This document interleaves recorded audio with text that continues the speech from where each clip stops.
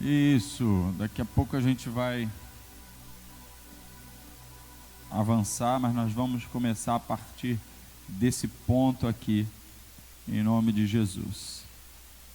Da onde nós paramos na semana passada, nós estamos ministrando uma série de mensagens sobre santidade ao Senhor. Santidade ao Senhor. Aliás, eu tenho até uma outra imagem também aqui interessante, que eu vou mandar para lá, se der tempo, eles podem até colocar para nós. Eu esqueci de mandar antes, mas é só para complementar. Então, se der, colocam aí. Se não der, não tem problema não. No próximo culto a gente coloca ela. Eu mandei aí no grupo aí da mídia. Sabe que na roupa do sumo sacerdote, né, havia na testa dele escrito santidade ao Senhor. Então isso é um tema muito, mas muito importante para Deus, tanto que ele fez questão que os sacerdotes tivessem uma roupa específica, especial, que representava a santidade do Senhor. Então é um tema muito gostoso da gente aprofundar, estudar, mergulhar, e eu sei que você vai aproveitar bastante esse tempo, esse estudo.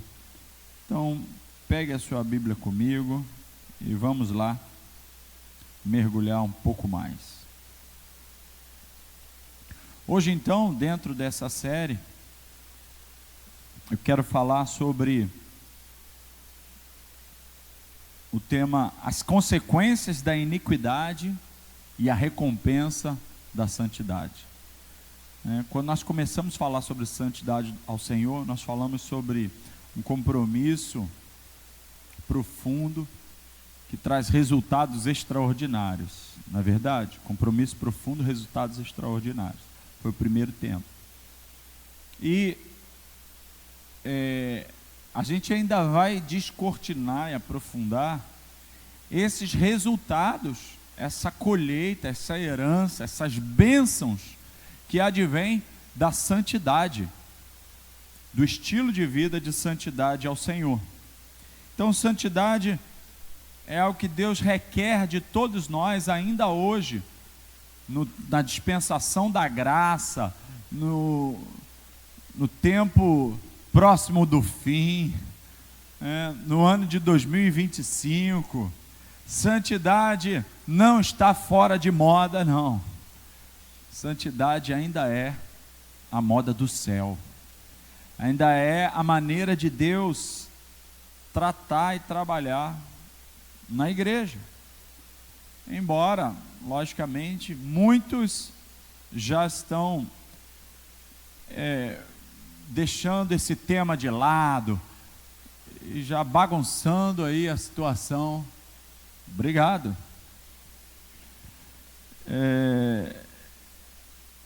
E sem discernir nada sobre a santidade ao Senhor. Então, nós vamos falar hoje sobre as consequências da iniquidade e a recompensa da santidade. Mas deixa só eu retomar aqui da onde nós paramos. Eu vou falar aqui sobre a imagem, mas nós estamos construindo o entendimento, e eu vou recapitular aqui rapidinho agora, que Deus, Ele quer se relacionar com a humanidade, Deus quer se relacionar com o homem, com o ser humano, isso desde o princípio. Quando Ele cria Adão, Ele vai todos os dias, pontualmente, no cair da noite, né, no fim da tarde, Deus vai falar com Adão, e Deus sempre comparece lá, porque Ele quer se relacionar com Adão, Deus quer ter intimidade com o homem, e nós cremos que assim também Deus quer fazer conosco. Amém? Logicamente que o pecado, quando entrou, desde Adão, o pecado original, dificultou essa comunicação, esse relacionamento, de forma que Adão podia ouvir a Deus, né, de maneira perceptível aos seus ouvidos naturais, né? Ele se comunicava com Deus de uma maneira muito mais livre. Era audível a voz de Deus para Adão, né? E de alguma forma Deus aparecia para Adão. E Adão, ele estava como que vestido com a glória de Deus, sabe? Veja, irmãos, que Adão e Eva, eles, quando comem do fruto, por não só desobediência, mas por incredulidade, porque eles não acreditam no que Deus falou e preferem acreditar na voz de Satanás. Então, antes de desobedecer, eles duvidaram do que o Senhor disse, duvidaram do caráter de Deus. E aí eles caem. A queda ali faz com que eles se vejam nus e tenham vergonha. E antes então? Antes então, eles estavam, o próprio Deus depois vai providencia, né, as roupas adequadas para eles, vestindo eles, né, de peles de um animal, provavelmente o cordeiro, ok? Amém? Bom, por que Deus faz isso, né? Porque eles se veem nus, se envergonham. Antes disso, então, por que isso não acontecia? Porque eles estavam realmente cobertos pela glória de Deus. Eles estavam vestidos com a glória de Deus. Então, eles não enxergavam nudez. Eles estavam num estado de pureza.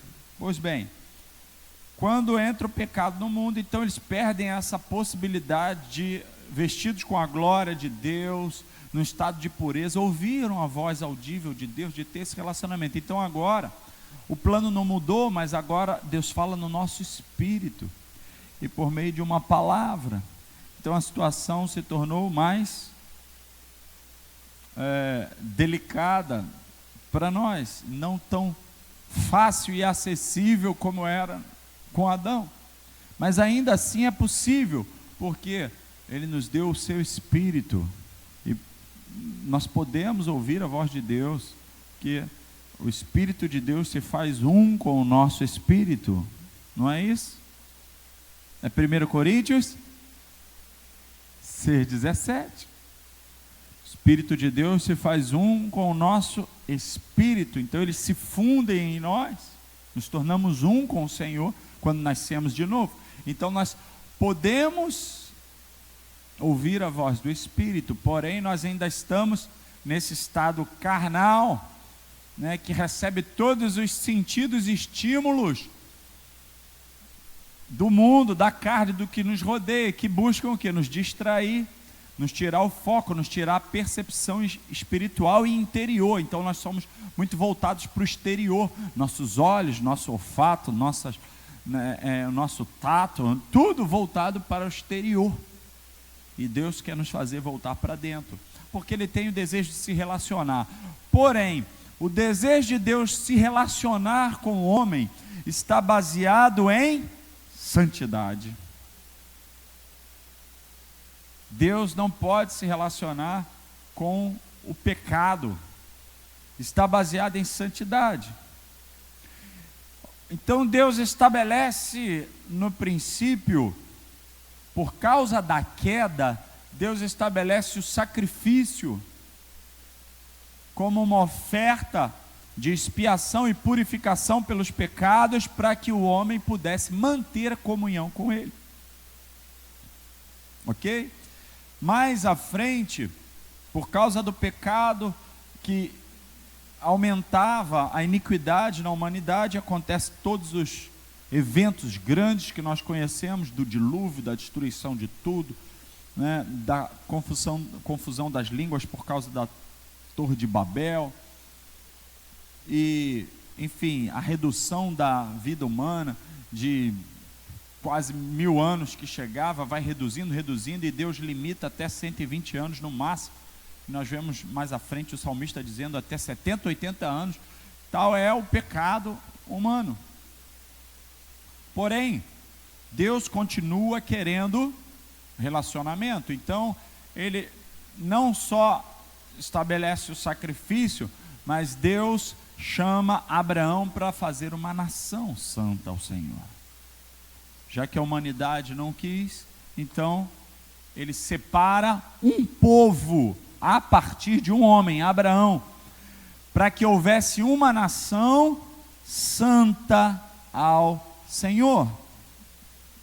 Eu já dei esses textos nas duas últimas semanas, eu não vou parar agora, porque senão eu vou perder muito tempo. Mas ele separa Abraão para constituir uma nação e ser uma nação santa, separada para ele. A nação, então, também se desvia, a nação também, cedo a nação de Israel se desvia, se contamina. Deus então separa uma tribo. Isso acontece quando Moisés sobe no monte, e ao descer do monte, a nação já está com Arão fazendo uma festa maligna de idolatria, de orgia, uma bagunça geral com um bezerro de ouro chamado de Deus. Então, Moisés vai para fora, na porta da tenda, e ele chama: quem é do Senhor vem para fora, sai desse arraial, sai dessa contaminação. E quem é que sai? Quem sai? A tribo de Levi. Somente a tribo de Levi vai para fora, vai para a porta. Então Deus consagra a tribo de Levi. Daí vem a história dos levitas.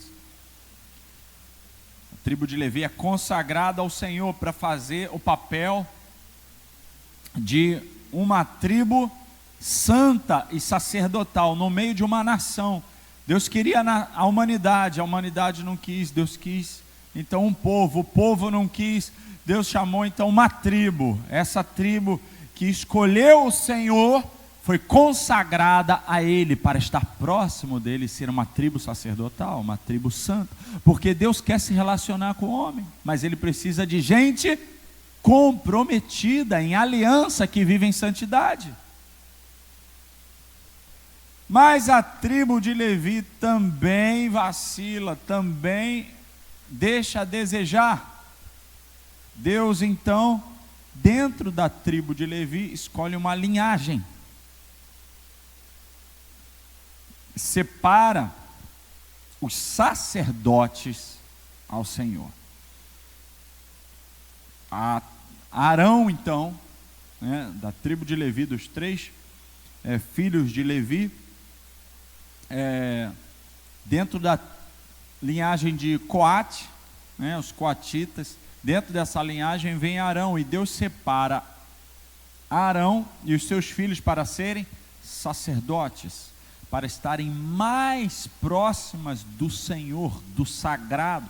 Deus então dá o templo, Deus dá os sacrifícios, a lei para o povo seguir, e tudo aquilo era uma forma do povo entender que Deus é santo, que Ele requer santidade, comprometimento, e o povo sempre falhava nisso. Então Deus coloca todos esses elementos para que a própria nação não fosse destruída, para que ela fosse purificada, santificada, através do templo, dos sacrifícios, das ofertas que os sacerdotes fariam. Então ali passa a ter uma linhagem, a linhagem de Arão, totalmente consagrada para o sacerdócio. Então daí foi onde eu parei na semana passada, dizendo que qual é a diferença então entre levitas e sacerdotes, o que são levitas e o que são sacerdotes. E eu expliquei que levitas eram os descendentes da tribo de Levi, e sacerdotes eram os filhos de Arão, da linhagem de Arão, e que então todo sacerdote é um levita, porque também é da descendência da tribo de Levi, mas nem todo levita é um sacerdote, porque os sacerdotes eram apenas os da linhagem de Arão, amém, queridos? Esses da linhagem de Arão, então, foram separados e consagrados para estar mais próximos ainda do sagrado, se dedicarem à santidade ao Senhor, aprenderem a lei, assim como os levitas também deveriam aprender, tá? E quando Deus separa, então, os sacerdotes, Ele dá instruções a eles. Então, aqui está a linhagem, né? Os filhos de Levi, Gerson, Coate, Merari. Dali, a linhagem de Coate, ela está descrita nas escrituras. As outras linhagens, elas não são descritas, né, para o nosso conhecimento. Os nomes, né, essa linha genealógica, ela fica omitida, embora eles existissem e trabalhassem, tá, em todos os serviços do templo, né, o transporte, tudo, tá. Mas a que importou para a Bíblia relatar foi a de Coate, tá? Então a gente tem os filhos de Coate, Amrão, Gizar, Hebron, Uziel, e dali de Amrão vem Arão, e da descendência de Arão, então, nós temos a linhagem dos sacerdotes, tá? E você vê ao lado de Arão, Moisés e Miriam, que muitos não sabiam, que Moisés e Miriam também eram da tribo de Levi. Moisés era um levita, né? Então Deus tira dessa tribo que foi consagrada ao Senhor, o Moisés, porque essa tribo, ela foi consagrada ao Senhor para estar mais perto do Senhor, não é à toa, né? Então Deus tira Moisés para essa grande obra, mas Moisés foi para cumprir um papel específico. Deus deu a instrução para Moisés de que Arão, o irmão dele, é que seria sacerdote com a sua tribo. Então vem da linhagem de Arão os sacerdotes, né? Nadab, Abiú, Eleazar e Tamar são os sumos sacerdotes, né? Os cabeças das famílias. E vem essa genealogia desses sumos sacerdotes. Então aqui nós temos duas principais descritas, de Eleazar e de Itamar, ok?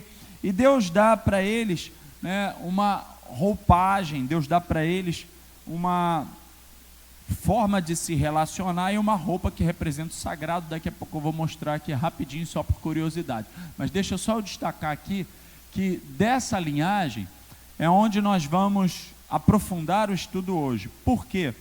Porque dentro da linhagem de Arão, Deus faz uma nova seleção,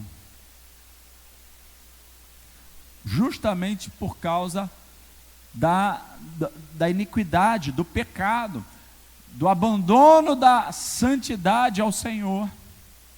Deus faz mais uma seleção. Então hoje nós vamos ver, né, sobre a casa de Eli, e se der tempo a gente vai falar sobre a casa de Zadok, que está mais à frente, aí no outro slide, mas pode deixar aí, tá? Nessa linhagem aqui você tem, a da minha direita aqui, né, a esquerda de vocês, né, a de Eleazar, você tem alguns sumos sacerdotes, de Itamar você tem outros.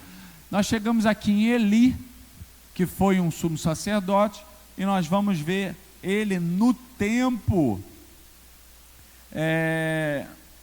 em que ele estava como sumo sacerdote, e os filhos dele foram colocados também como sacerdote, que era algo natural, da sua própria linhagem, continuava o serviço, que foi justamente no tempo em que Samuel nasceu, tá bom? Mas põe lá aquela imagem, por favor, dos sacerdotes. Essa aí era do sacerdote comum, né? Como é que era a roupa sacerdotal. tudo tinha uma instrução e um porquê e um motivo, né? Então tinha um turbante que podia significar humildade, né? Fazendo lembrar que estavam lá a serviço de Deus, que Deus era autoridade sobre a sua cabeça, né? Um cinto para segurar a sua roupa, uma túnica branca representando a limpeza, né? A pureza ao Senhor, e calções por baixo. Deus tinha instruído até isso, ele deveria usar sempre que entrasse na tenda essa roupa, desse modo não levarão culpa alguma sobre si e não morreriam. Então eles não podiam nem se aproximar se não estivessem vestidos adequadamente, não é? E tudo isso aponta para quê? A santidade ao Senhor. Nós hoje não estamos debaixo dessa lei, dessas regras todas, podemos entrar aqui com as nossas roupas comuns, mas isso tudo aponta para a santidade ao interior que nós devemos ter. Por quê? Porque não adiantava também estar com a roupa exterior toda bonita, mas cheia de iniquidade por dentro, como é o caso dos filhos de Eli, que nós vamos mostrar. No entanto, é óbvio que isso mostra também que Deus, Ele não quer as coisas de qualquer jeito, que Ele requer de nós bom senso, equilíbrio, modéstia no nosso modo de vestir também. A outra imagem que mostra do sumo sacerdote, então, era uma roupa belíssima, cheio de detalhes, né? Belíssima no sentido do seu significado todo, né? Não tem a ver com a moda do que a gente acha bonito hoje, mas tudo isso tinha um significado, né?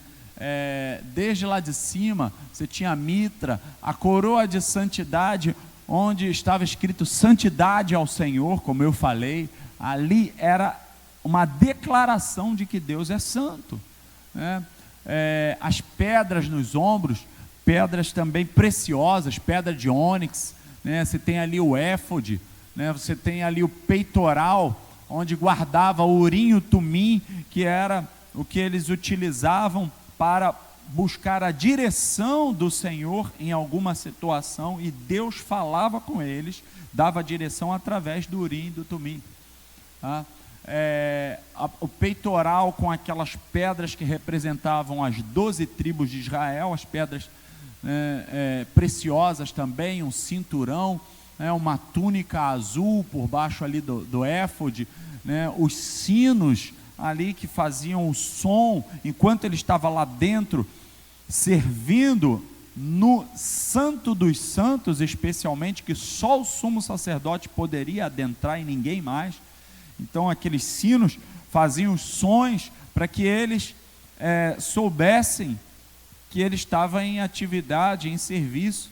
Por quê? Porque se ele entrasse sem santidade, sem o temor devido ao Senhor, ele poderia morrer lá dentro do Santo dos Santos. Então, se o som acabasse, estava morto.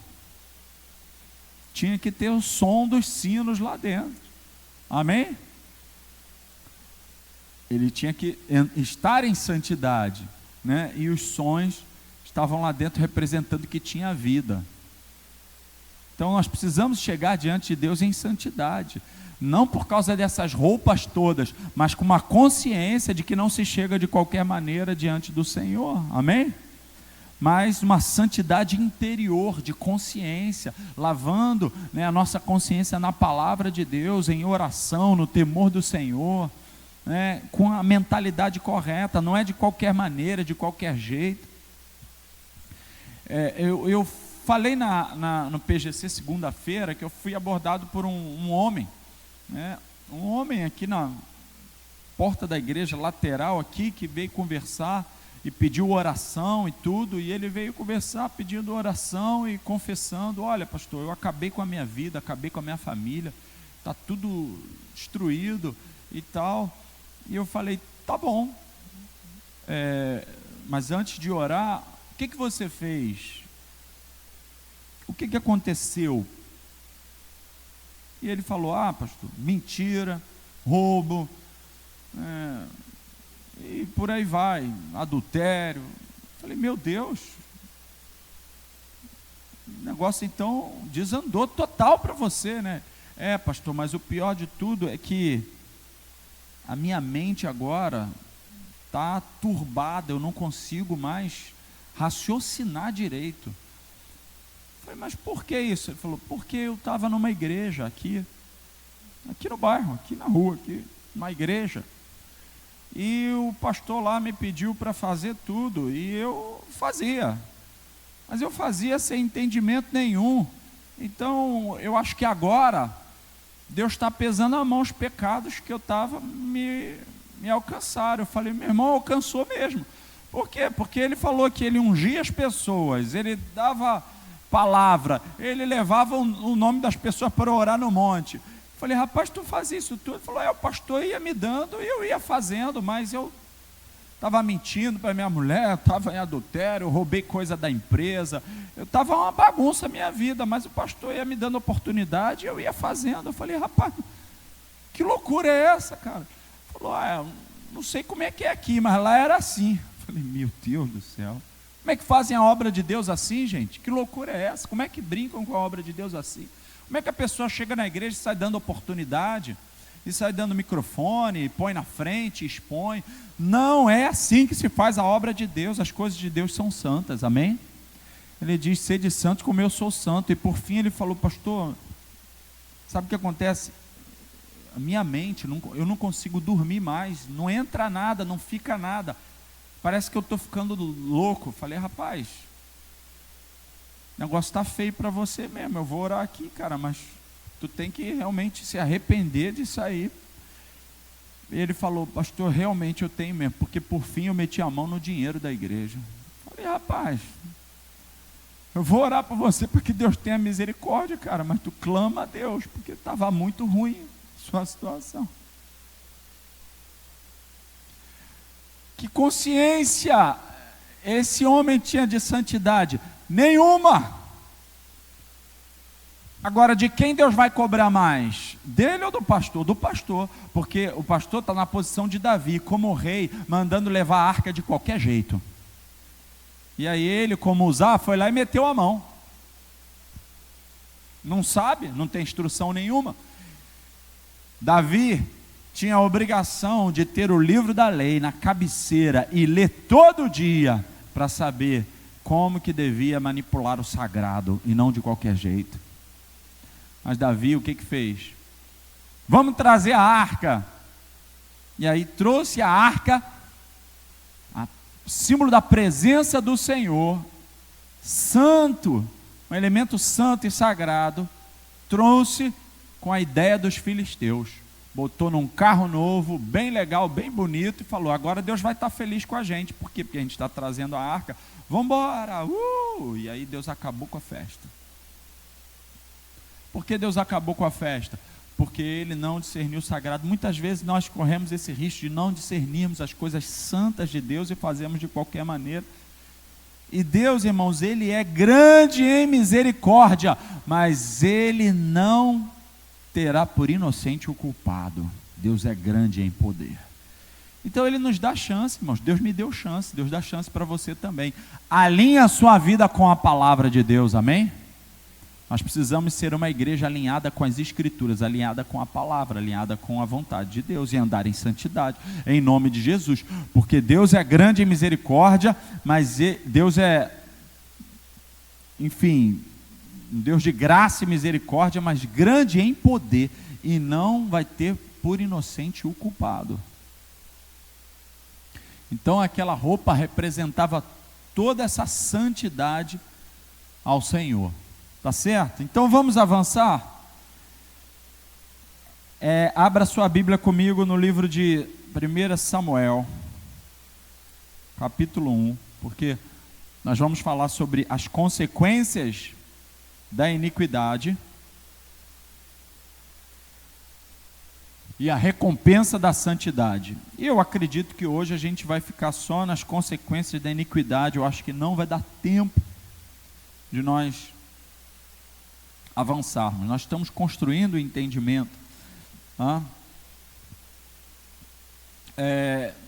antes disso, o que a palavra de Deus diz em Salmo 96, 9: adorem o Senhor na beleza da sua santidade, tremam diante dele todas as terras.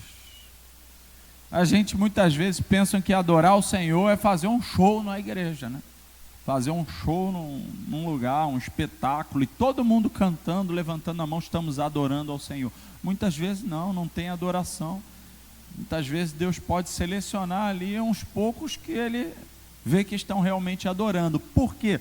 Porque se não há instrução, se não há doutrina, então as pessoas querem se aproximar de Deus sem discernir o sagrado, de qualquer jeito, de qualquer maneira. E adorar a Deus. Então, pelo fato de juntar um monte de gente está cantando, está tendo adoração a Deus? Não está.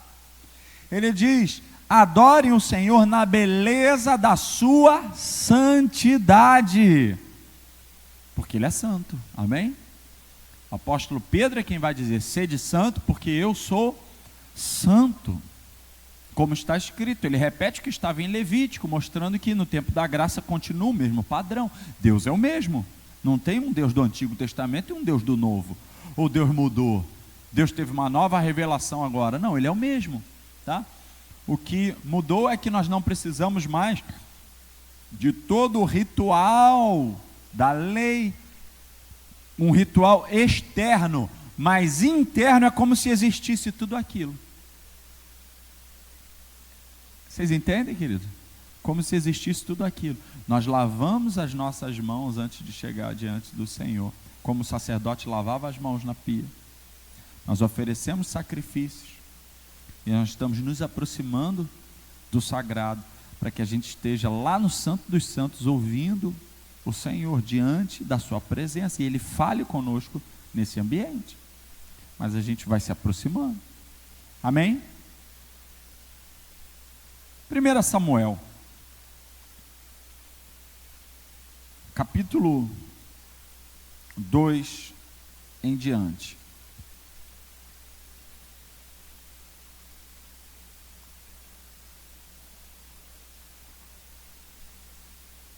Então nós vamos conhecer agora a casa de Eli. Falei que vamos falar sobre a casa de Eli versus a casa de Zadok. Como nós mostramos ali na genealogia, né, dos levitas e sacerdotes, Eli era um sacerdote, Zadok também foi. Depois nós vamos falar sobre Zadok, de linhagens diferentes. Nós vamos ver essa seleção de Deus. No capítulo 1, nós vamos ver a história começando, onde Eucana, né, com as suas mulheres ali, e Ana vão oferecer sacrifício ao Senhor, e uma delas, Ana, que não tinha filho, e era menosprezada por Penina. Ana ora ao Senhor, e ela acha graça diante do Senhor, e oferece a Deus, faz um voto a Deus. Nesse voto ela diz: se o Senhor se lembrar de mim, e me der um filho, esse filho vai ser consagrado ao Senhor desde o nascimento. Eu vou entregar ele ao Senhor. Isso está lá no capítulo 1, no verso 11, né, o voto de Ana, e diz que ela ia entregar ao Senhor todos os dias da vida, sobre a cabeça dele não passará navalha, quer dizer, ele seria um nazireu consagrado a Deus, e o voto do nazireu está estabelecido lá em Números capítulo 6, verso 5 diante, está lá o voto do nazireu. Então Ana faz esse voto ao Senhor, que ia entregar o seu filho como um nazireu, consagrado a Deus. O nazireu não podia cortar o cabelo, dentre outras regras. Pois bem, Deus se lembra de Ana, e dá a ela um filho. Esse filho vem a se chamar Samuel, ele é dedicado ao Senhor. Por que Deus faz isso? Porque Deus já tinha um propósito na vida de Samuel, porque ele já via como estava a casa de Eli. Volto a dizer, Deus está procurando homens e mulheres santos, pessoas que vivam consagradas para Ele, porque Ele quer se relacionar, mas o relacionamento de Deus é com base na santidade. Amém? E aí, Deus está vendo a situação da casa de Eli, e aí Ele resolve então abençoar Ana no voto dela, porque Ele quer um Samuel, e nós vamos ver daqui a pouco por quê. Capítulo 2 então, Ana louva ao Senhor, canta, celebra, né, pelo nascimento do seu filho Samuel. E aí lá no verso 12, 1 Samuel 12, nós temos o relato de como eram os filhos de Eli, como que estava a casa de Eli, né? Provavelmente o Eli, o sumo sacerdote, já era idoso e os filhos dele já estavam assumindo. Verso 12 então, os filhos de Eli eram homens malignos e não se importavam com o Senhor. O costume desses sacerdotes com o povo era este: quando alguém oferecia um sacrifício, o servo do sacerdote vinha com um garfo de 3 dentes na mão, e enquanto a carne estava cozinhando, enfiava o garfo na caldeira, na panela, no caldeirão ou na marmita, e tudo que o garfo tirava, o sacerdote pegava para si. Assim se fazia a todo Israel que ia ali a Siló. Também antes de se queimar a gordura, o servo do sacerdote vinha e dizia ao homem que estava oferecendo o sacrifício: dê um pedaço dessa carne para o sacerdote assar. Ele não aceitará de você carne cozida, mas apenas crua. Se o ofertante lhe respondia: deixa que primeiro queime a gordura, depois você pode pegar o quanto quiser, o servo do sacerdote dizia: não, você tem de entregar essa carne agora, senão eu a pegarei à força. Verso 17 registra o que isso representava. Era, pois, muito grave o pecado desses moços diante do Senhor, porque eles desprezavam a oferta do Senhor. Irmãos, tinha uma regra de como que a oferta deveria ser feita, e a oferta deveria queimar a gordura ao Senhor, e aí sim, a carne que sobrava era dos sacerdotes. Tinha toda uma regra, nós não vamos entrar nos detalhes aqui, mas o que acontece é que esses sacerdotes que conheciam as regras do sagrado, do relacionamento com Deus, eles não respeitavam. O problema aqui, irmãos, essa palavra é muito mais até para pastores e líderes como esse de uma certa igreja aqui, que não discerne nada e sai botando qualquer um de qualquer maneira. Mas, enfim, ajuda a todos nós a entendermos a santidade de Deus. Por quê? Porque hoje o que nós vamos entender no fim dessas mensagens, dessa série de mensagens, é algo muito grande, muito lindo e muito maravilhoso, que diz respeito a mim e a você, e não só a pastores e líderes.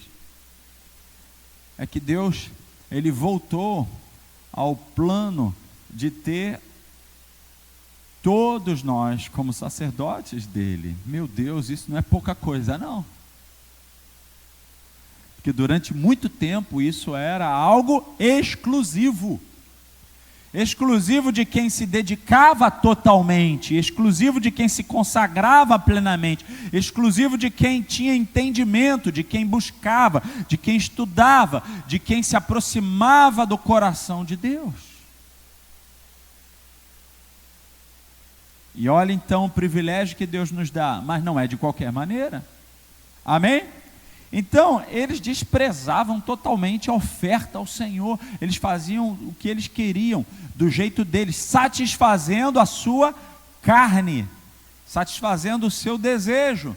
Então, metia o garfo lá, mandava os servos deles, os sacerdotes tinham os seus servos, né, mandava lá enfiar o garfo e trazer, e pegar de quem estava ofertando lá, e ameaçar, e dizer: ó, vou tomar, se não me der. E Deus indignado com isso. Enquanto isso, Samuel estava lá, no verso 18 diz, ministrando diante do Senhor, menino ainda, crescendo, vestido uma estola sacerdotal, que a mãe fazia aquela túnica para ele, e tal, enfim.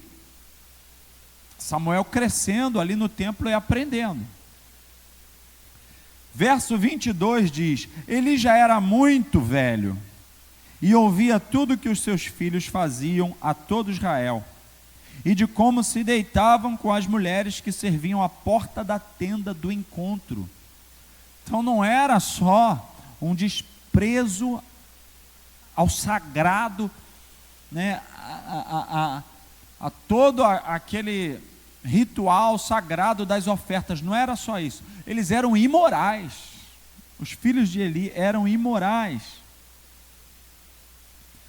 E aí, diz no verso 23, que Eli tem uma palavra com eles, e disse-lhes, por que vocês fazem essas coisas? Pois de todo esse povo ouço constantemente falar das coisas más que vocês fazem. Não, meus filhos, porque não é boa fama essa que ouço. Vocês estão levando o povo do Senhor a transgredir. Se um homem pecar contra o seu próximo, Deus será o árbitro. Mas se ele pecar contra o Senhor, quem intercederá por ele? Mas eles não ouviram a voz de seu pai, porque o Senhor os queria matar. E o jovem Samuel crescia em estatura e no favor do Senhor e dos homens. Ao passo que Samuel está crescendo, debaixo do favor do Senhor e tal, os filhos de Eli, sacerdotes, estão bagunçando o plantão deles, literalmente, servindo a Deus de uma forma imoral, não discernindo o sagrado, pecando contra o Senhor, e o pai deles, o sumo sacerdote responsável, não toma uma atitude. Aí de repente você pensa, mas aqui Eli falou com os filhos, Eli repreendeu os filhos, ele fez alguma coisa. Mas vamos ver o que as escrituras dizem. Parece que não foi suficiente o que o Eli fez. Por que não, irmão? Porque o texto diz que Eli, o pai deles, ouvia constantemente o que eles faziam. Não era uma coisa esporádica, era algo constante e que já tinha enchido a medida já. Era algo de muito tempo, era algo que exigia uma atitude, meu Deus. E eles não estavam tomando atitude nenhuma.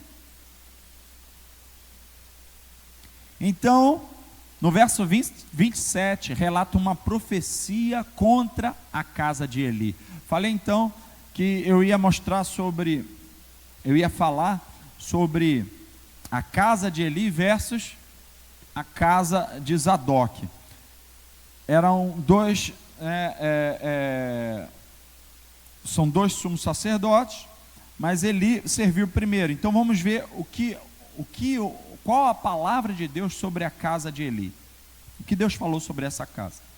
Verso 27. Um homem de Deus veio a Eli e disse: assim diz o Senhor, por acaso não me manifestei à casa de seu pai, quando os israelitas ainda estavam no Egito, na casa de Faraó? Eu o escolhi dentre todas as tribos de Israel, para ser o meu sacerdote, para subir ao meu altar, para queimar o incenso e para usar a estola sacerdotal diante de mim. Olha só o que Deus está falando através desse profeta. Aquilo que eu já falei. Você teve o privilégio de estar perto do sagrado, perto do santo dos santos, usar a estola sacerdotal, símbolo de autoridade, de santidade. Foi um presente que eu dei para vocês. Por quê? Porque lá desde o princípio eu separei a casa de Arão para isso. Separei Arão dentro da tribo de Levi para esse serviço. Foi um privilégio que eu dei a vocês, para que vocês pudessem subir no altar, queimar incenso, usar a estola, enfim, é algo maravilhoso, é um privilégio. Dei à casa de seu pai todas as ofertas queimadas dos filhos de Israel.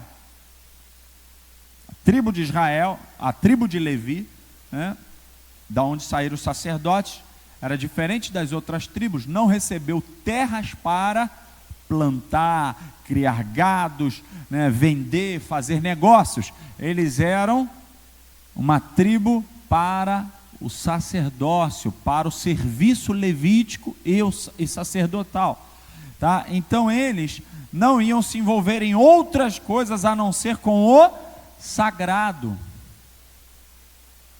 Eles foram separados para isso. Então não foi dado a ele esse privilégio de, vamos dizer assim, privilégio, né? Mas a prerrogativa de ter terras e fazer negócios, mas as ofertas que eram trazidas, parte delas pertenciam à tribo de Levi, aos sacerdotes. Partes das terras das outras 11 tribos eram consagradas para os levitas. Então eles receberam porções de terra para viver e recebiam oferta consagrada ao Senhor. E Deus está requerendo isso. Olha, eu dei à casa de seu pai as ofertas queimadas. Por que vocês tratam com desprezo os meus sacrifícios e as minhas ofertas de cereais que ordenei que se fizessem na minha morada? E você, por que honra os seus filhos mais do que a mim, para que você e eles engordem com as melhores partes de todas as ofertas do meu povo de Israel? Por que você faz isso, Eli?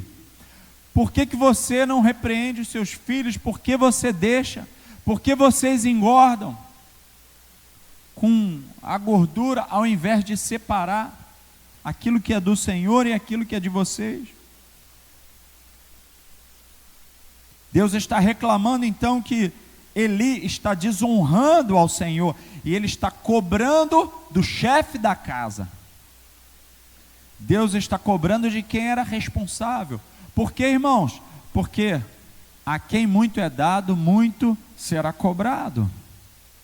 Se Deus te chama para uma responsabilidade maior, se você atinge a maturidade, se você é um homem ou uma mulher, você tem mais responsabilidade do que adolescentes e crianças. Mas se você aceita, né, um cargo, uma função da igreja, meu irmão, você tem mais responsabilidade do que um membro comum. E se você quer mais ainda, chegar mais perto e subir no altar de Deus, você tem mais responsabilidades ainda. A quem muito é dado, muito é cobrado. Relacionamento com Deus é com base na santidade e no discernimento. Nós precisamos entender isso. Deus está cobrando então de Eli, o responsável pelos seus filhos, pelo sacerdócio. Então ele diz: por que honra os seus filhos mais do que a mim? Verso 30, portanto, o Senhor, o Deus de Israel diz: na verdade, eu prometi que a sua casa e a casa de seu pai andariam diante de mim para sempre. Essa foi a promessa que Deus fez lá no princípio, não especificamente a Eli, mas Deus tinha feito essa promessa para Arão, que a descendência de Arão seriam sacerdotes e estariam diante do Senhor para sempre. Aleluia! Deus fez uma promessa linda e maravilhosa. Então ele está repetindo isso através desse homem de Deus, esse profeta. Eu prometi que a sua casa e a casa de seu pai andariam diante de mim para sempre. Mas agora o Senhor diz: longe de mim tal coisa, porque honrarei aqueles que me honram, porém desprezarei os que me desprezam. É a palavra que o Dimas leu na semana passada. O Senhor honra os que o honram, mas os que o desprezam serão desprezados. Relação com Deus é com base na santidade, porque a santidade honra ao Senhor. Amém? Santidade honra ao Senhor. Então aqueles que honram ao Senhor com um estilo de vida em santidade, obediência, certamente serão honrados pelo Senhor. Deus não se esquece, irmãos, da sua vida dedicada, consagrada. Deus não esquece da sua piedade. Quando você se guarda fiel no seu casamento, fiel na aliança, quando você se guarda da imoralidade, sabe, você não se envolve no adultério, você é lembrado diante do Senhor. Quando você se guarda, ainda que na vida de solteiro, você é lembrado diante do Senhor, irmãos. Há um memorial diante de Deus, e nós vamos colher, seja o bom, seja o ruim. Eli teve tempo, até que chegou a fatura, até que a medida da iniquidade encheu. E geralmente, irmãos, nós vemos na palavra que Deus é mais rigoroso para quem está em uma posição maior, que Deus não tem tanta tolerância assim com quem está numa posição elevada. E aqui nós estamos falando de sacerdócios. Sacerdotes eram os que estavam mais próximos do Senhor, mais próximos ao sagrado, mais do que os reis. Então ele diz: agora longe de mim tal coisa. Eli, longe de mim cumprir essa promessa, estou revogando a promessa. E agora você vai ver a sentença. Eis que vem dias, verso 31, em que acabarei com o seu poder e com o poder da casa de seu pai, para que ninguém em sua casa chegue a ficar velho. E você verá a aflição da morada de Deus, juntamente com o bem que farei a Israel. Ele está dizendo: você vai ver que eu vou fazer bem a Israel, mas a sua casa vai cair. Literalmente, a sua casa vai cair. Eu vou fazer mal à sua casa, mas vou fazer bem a Israel. A sua descendência vai ver isso acontecer. Mas por causa de você, Eli, a sua casa vai colher. Irmãos, como é sério isso, como é terrível isso, como que as nossas escolhas repercutem nas gerações seguintes, irmão. Como que isso é sério. Daí a importância de nós nos posicionarmos e redimirmos a nossa linhagem. Nossos ascendentes. E entesourarmos para a nossa descendência uma colheita bendita através das nossas escolhas. Amém, queridos? Amém? Você entende isso? Então ele diz: vem dias que eu vou acabar com o seu poder e com o poder da casa de seu pai, para que ninguém chegue a ser velho. A sentença é o seguinte: ninguém vai envelhecer na sua casa, vai morrer todo mundo jovem. E continua: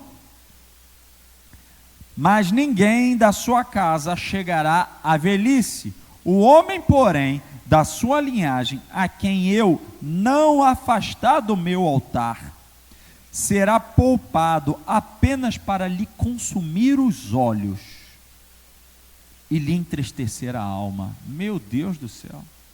Então Deus está dizendo: quem não morrer da sua casa, Eli, vai viver apenas para ter tristeza e amargura da alma, vai viver angustiado. E pior, todos os descendentes da sua casa morrerão na flor da idade, e o que vier a acontecer com seus 2 filhos, Hofni e Finéias, será um sinal para você: ambos morrerão no mesmo dia. Então suscitarei para mim um sacerdote fiel. Se você puder, marca isso aí na sua Bíblia, anota. Deus está dizendo algo muito importante aqui. suscitarei para mim um sacerdote fiel, que fará segundo o que tenho no coração e na mente. Eu lhe edificarei uma casa estável, e ele andará diante do meu ungido para sempre. Ele está dizendo que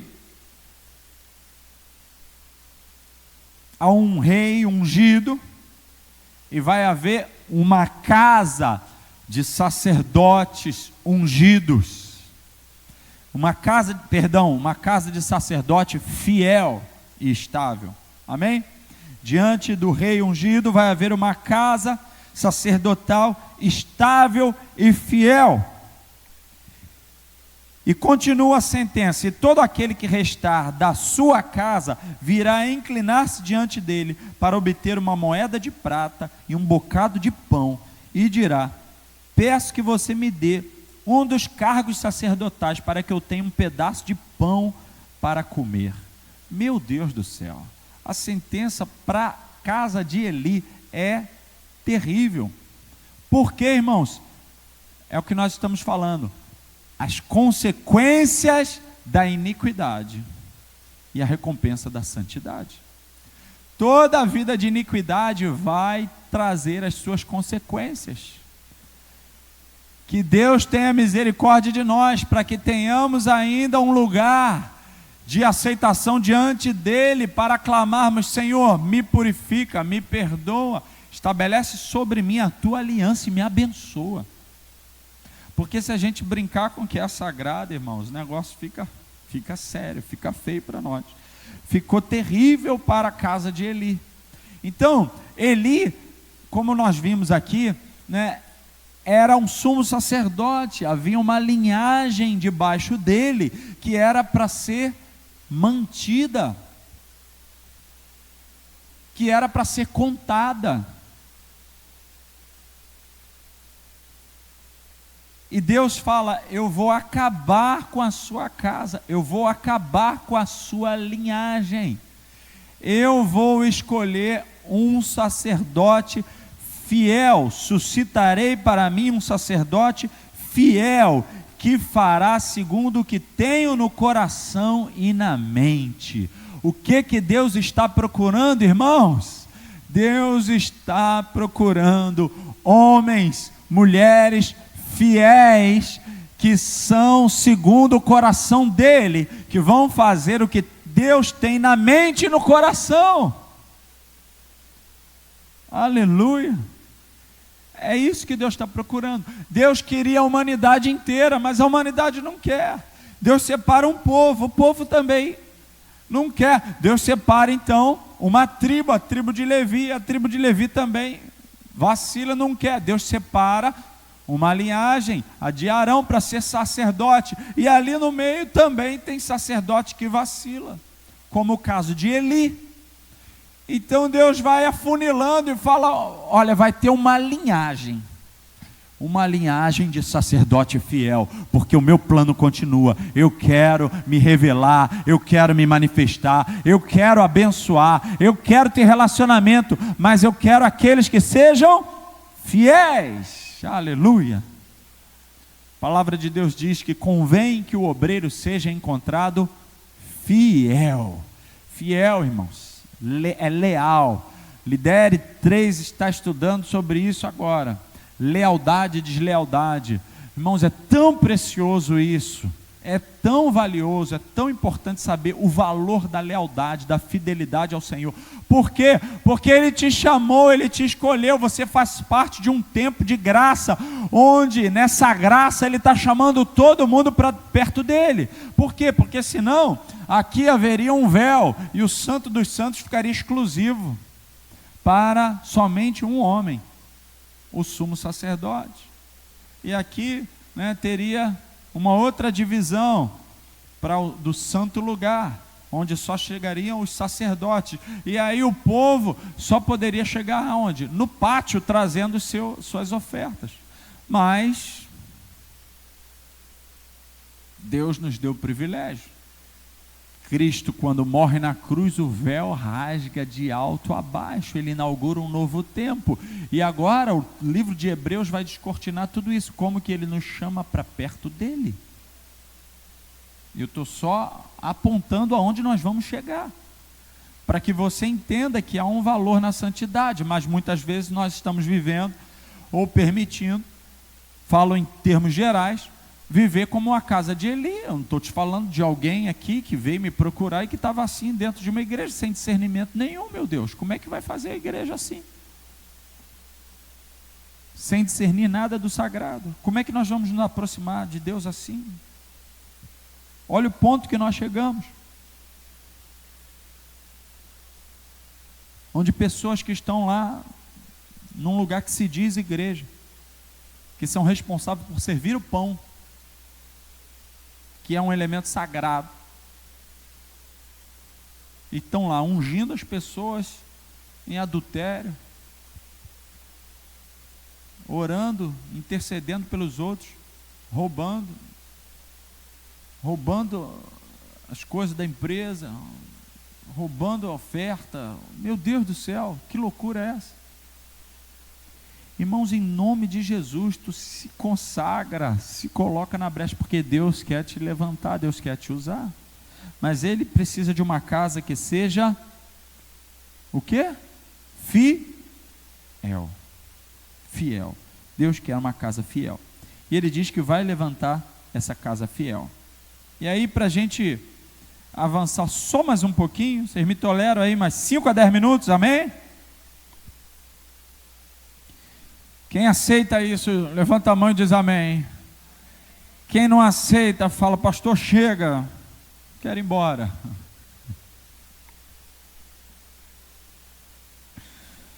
No capítulo 3, Deus fala com Samuel numa visão. Esse capítulo 3 é interessante, porque aqui Deus se revela a Samuel, que era ainda um menino.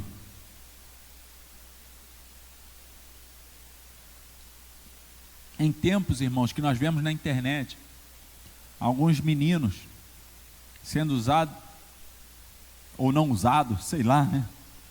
Mas estão aí falando, pregando, e dizendo que são profeta, e tudo mais, e fazendo uma lambança por aí, não é verdade?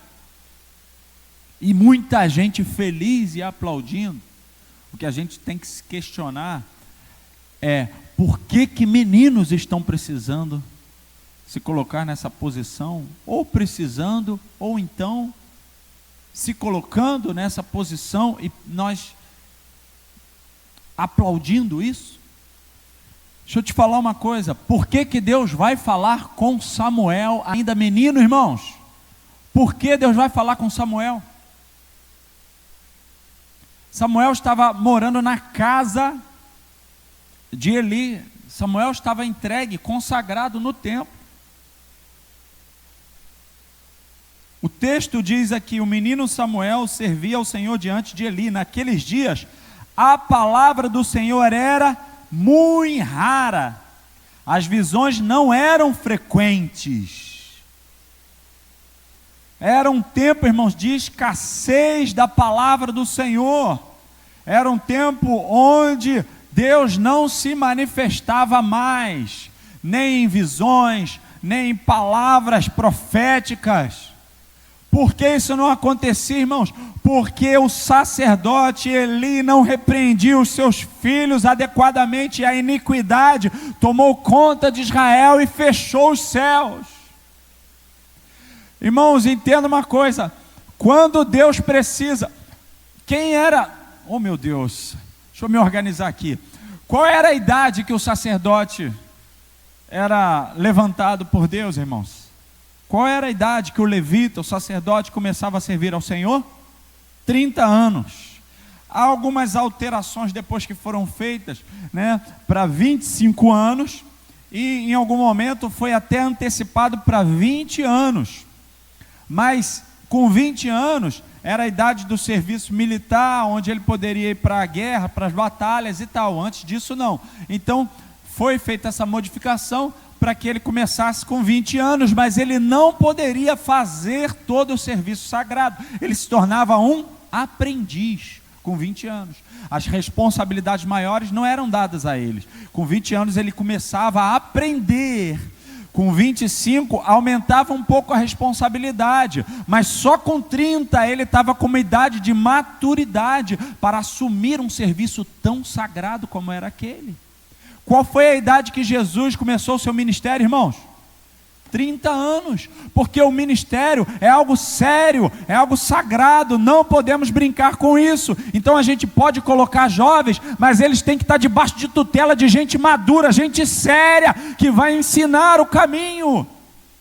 Eles não têm ainda estrutura, envergadura. Deus pode falar com eles? Pode. Deus pode usar eles? Pode. Mas eles podem vacilar e errar em muitas coisas. Tem que ter gente séria, experiente. Algumas vezes, algumas pessoas mais velhas, maduras, já pensaram assim: acho que meu tempo acabou, deixa os jovens se levantar. Acabou não, Lore. Acabou não, Raquel. Acabou não, pastora. Eles precisam de gente mais experiente e madura para dizer qual é o caminho, para ensinar a ter segurança, para mostrar como se faz, meu Deus. E um monte de gente aplaudindo os jovens que estão se levantando e deixando eles tomarem conta de tudo. Não! Quando Deus se revela a Samuel, menino ainda que não tinha nem idade, é porque Eli estava caído, a sua casa estava caída, irmãos. Então ele precisa falar com uma criança. Se Deus está falando com crianças, irmãos, é porque os adultos estão muito fora do lugar. Você está me entendendo? Por quê? Porque o certo era Deus falar com os adultos para eles instruírem as crianças. Sim ou não, irmãos? Então, Deus fala com Samuel. E aí, nessa história, a grande ironia é que Deus fala com Samuel e Samuel não conseguia nem entender que era Deus falando com ele, porque ele não sabia, ele não tinha experiência. E ele vai, acorda no meio da noite falar com Eli. E aí, depois da segunda vez, Eli fala com ele: é Deus que está falando contigo. Quando você ouvir essa voz de novo, responde: eis aqui, Senhor, fala que o teu servo está ouvindo. E aí ele responde, e aí Deus fala com ele. Só que o que ele não sabia é que o que Deus queria revelar a Samuel era a confirmação de que a casa de Eli ia cair, através de um menino que está debaixo da tutela de Eli, que está consagrado ao Senhor. Deus está confirmando a sentença sobre a casa de Eli. Samuel então conta a visão a Eli, está no verso 15 adiante. E aí, pasmem com isso, irmãos, para a gente caminhar aqui para encerrar. Verso 17 do capítulo 3 diz: então, o que foi que o Senhor lhe falou? Disse Eli, né? Peço que você não esconda nada de mim. Verso 18: então Samuel lhe contou tudo, sem esconder nada.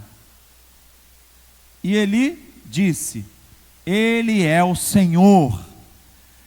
Eli reconheceu: foi Deus quem falou com você, Samuel. O que Deus tinha falado com Samuel? Está lá no verso 11. Deus fala para Samuel: eis que eu vou fazer uma coisa tal em Israel, que todos os que a ouvirem ficarão com os dois ouvidos tinindo. Naquele dia farei contra Eli tudo o que eu disse a respeito da casa dele, do começo ao fim, porque eu já disse a ele que julgarei a sua casa para sempre, pela iniquidade que ele bem conhecia, porque os seus filhos trouxeram maldição sobre si, e ele não os repreendeu. Portanto jurei à casa de Eli que a sua iniquidade nunca será expiada, nem com sacrifício, nem com oferta de cereais. Meu Deus do céu. Deus vê realmente que Eli se entregou e ele permitiu a iniquidade, embora ele soubesse, embora ele tinha falado e repreendido os filhos, entre aspas. Mas por que Deus então confirma se ele já tinha repreendido os seus filhos? Porque a situação, irmãos, exigia uma atitude. Uma coisa é você saber o que está errado e chegar para as pessoas, para os filhos, para quem for, e dizer assim: poxa, isso que você está fazendo está errado. Você está vendo que está errado? Ou não faz isso não. Isso está errado, não é legal o que você está fazendo. Beleza, você é responsável pelo setor da empresa, você é responsável pela empresa, você é o chefe da casa, você é o responsável pela igreja ou pelo ministério. E aí você fala para quem está de baixo: ó, não faz isso não, poxa, isso não é legal, isso está errado. E deixa. O que Eli tinha que ter feito, irmão? Não era só ter uma conversa assim com os filhos. Quem era responsável era Eli, irmão.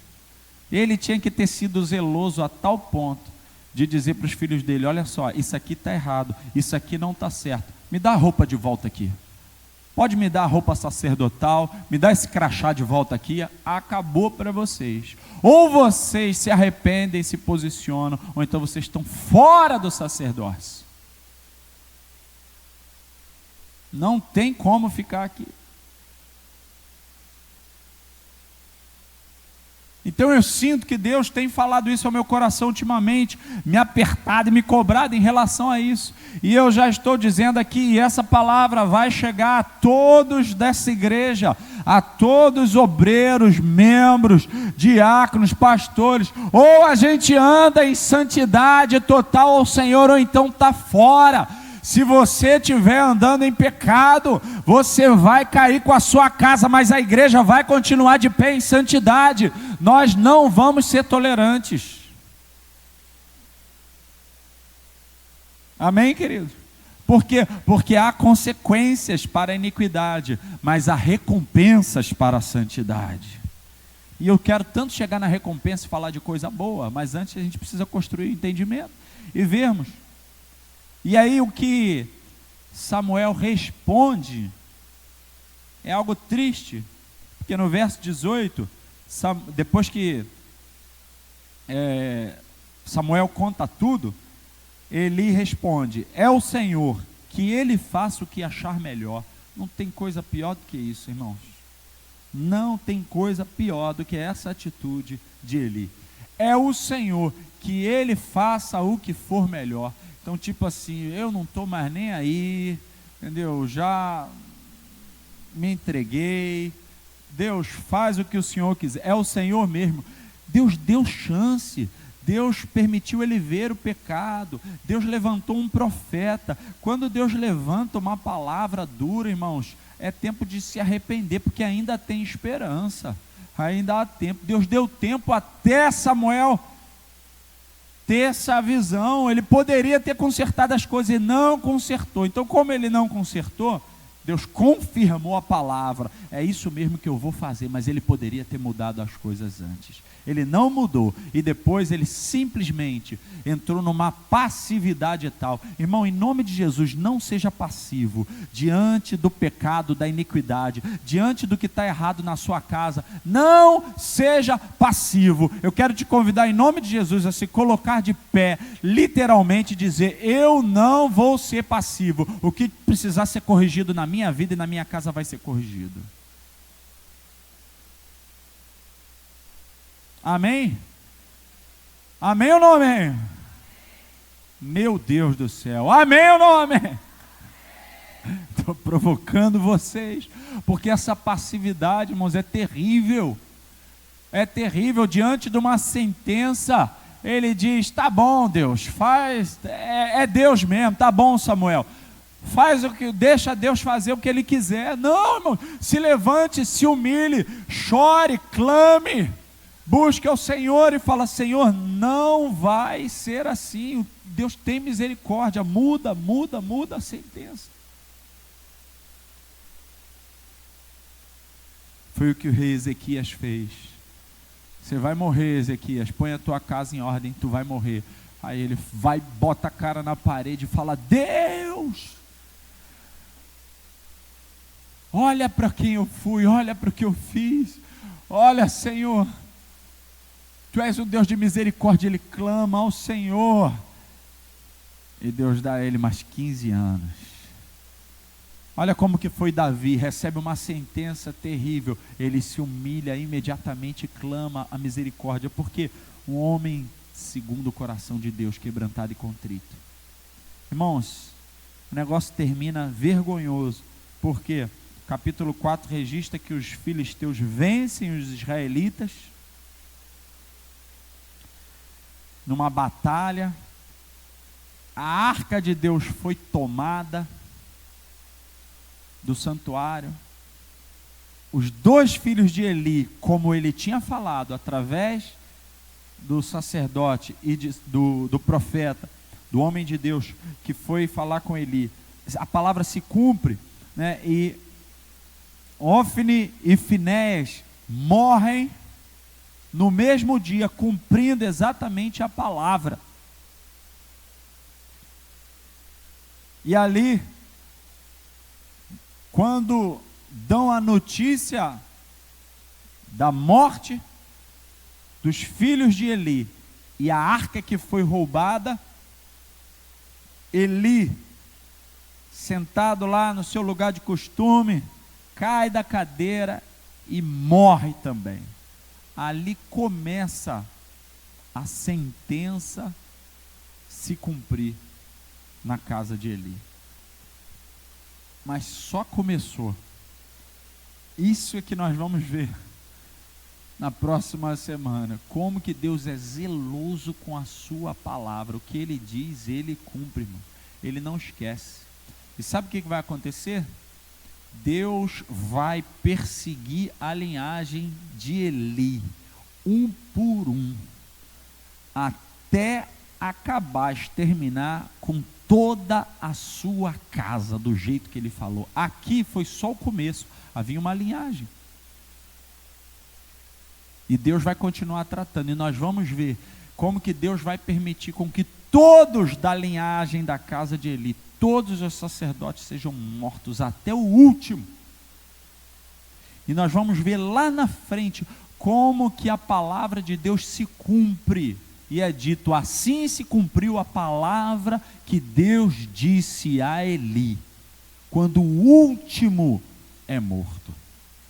Porque Deus vela sobre a sua palavra para cumprir, irmãos. Deus é santo. Então não dá para a gente só falar e cantar assim, Deus é santo, sem a gente ter essa compreensão toda. Porque a gente não sente o peso de como que Deus leva as coisas a sério, a palavra dele é a sério. O que ele diz, ele cumpre. É necessário que as pessoas se levantem sem passividade para entrar na brecha. Procurei um que estivesse na brecha, tapando, no muro, tapando a brecha, mas não encontrei. Deus precisa que você entre na brecha pela sua casa, pela sua família. Amém? E em tesouro e colheita para a sua descendência. E corte com toda iniquidade da sua ascendência, em nome de Jesus. Não seja passivo, não entregue os seus filhos, não entregue sua descendência passivamente. Aleluia, vamos orar por isso? Amém? E na próxima semana a gente continua em nome de Jesus. Erga suas mãos aí ao Senhor, mas ergue sem passividade em nome de Jesus. Ergue as suas mãos sem passividade, diz, Senhor, me cobre com o teu sangue, me cobre com a tua graça, derrama sobre mim, Senhor, a instrução da tua palavra, Senhor. Deus, estabelece em mim, Senhor, a tua santidade. Oh Deus, eu quero, Senhor, a herança, eu quero os benefícios da santidade, Senhor. Eu não quero viver as colheitas da iniquidade. Levante suas mãos e ore, clame isso, Senhor, sobre mim, sobre a minha descendência. Eu quero as promessas do Senhor, Pai. Eu quero as promessas de uma casa estável e fiel, Senhor. Eu quero ser essa casa estável, essa casa fiel, chamada e levantada pelo Senhor. Mas eu não quero, Pai, ser como a casa de Eli. Eu não quero ser, Senhor, passivo, displicente. Eu não quero permitir o pecado e a iniquidade sem me posicionar, sem condenar, com a minha atitude, com o meu exemplo, mas também com a minha correção, com a minha repreensão. Senhor, em nome de Jesus, põe em mim, Senhor, põe em nós uma postura não legalista, mas uma postura de santidade, uma palavra de seriedade nesse tempo, Senhor, que vai santificar uma geração inteira, que vai preparar uma geração inteira, porque o Senhor nos diz na tua palavra: sede santos como eu sou santo. O Senhor quer se relacionar com o homem, o Senhor quer se relacionar com uma igreja santa. O Senhor nos quer, Pai, debaixo do entendimento de que o Senhor é um Deus santo. E eu oro por isso, Senhor, que esse entendimento, Pai, ele caia no nosso coração, Senhor, e se espalhe por toda a igreja, Senhor, para que o Senhor seja honrado, venerado, Senhor.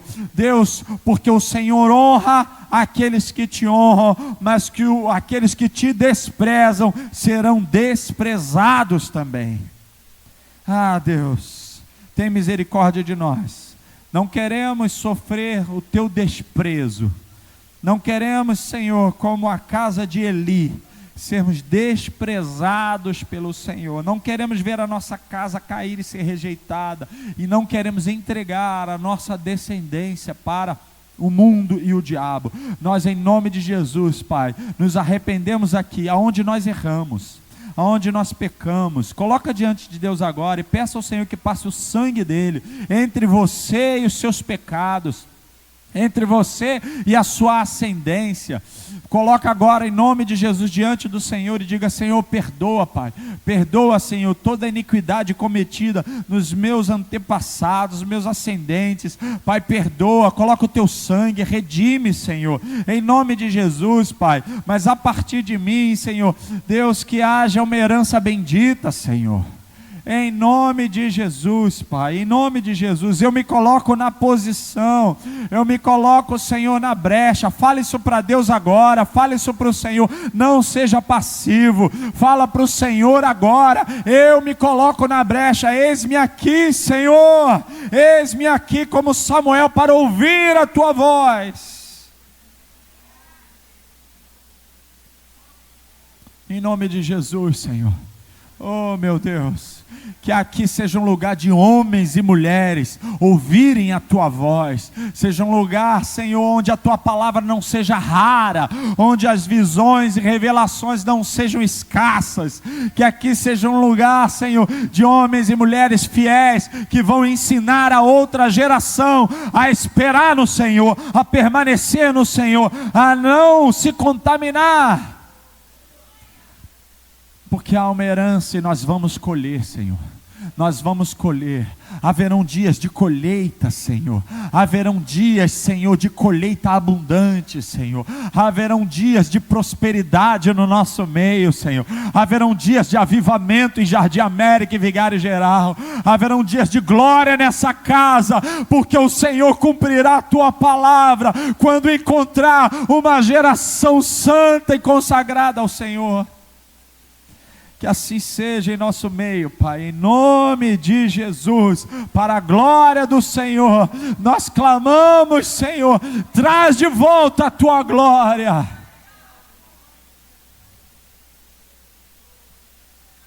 Em nome de Jesus, é a minha oração, Senhor, é a minha oração.